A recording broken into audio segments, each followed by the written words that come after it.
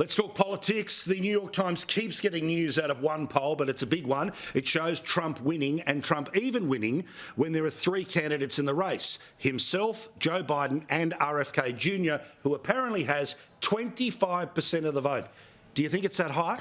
Well, Paul, we've discussed my feelings on polls in general, which, there's definitely ways you can juice them, and it depends, who's taking the polls and how they're asking the questions and all of those things. So broadly speaking, I would take polls with a grain of salt. However, I would say it is very clear that RFK is doing something that is resonating with people in a very, very new way. He really is trying to find the disaffected Democrat as much as he is trying to find the disaffected Republican, and that is an awful lot of people right now.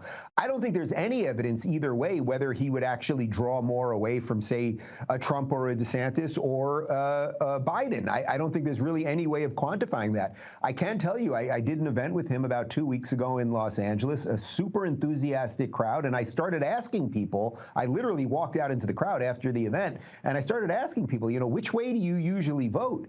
And it was everywhere. I mean, I'm telling you, it was half Republicans, it was half Democrats, it was half independents. Now, that's three halves, but it was a lot of people. I think you see my point. So something around what he is doing, calling out nonsense, particularly around COVID, particularly around the media and everything else. And, Paul, keep this in mind.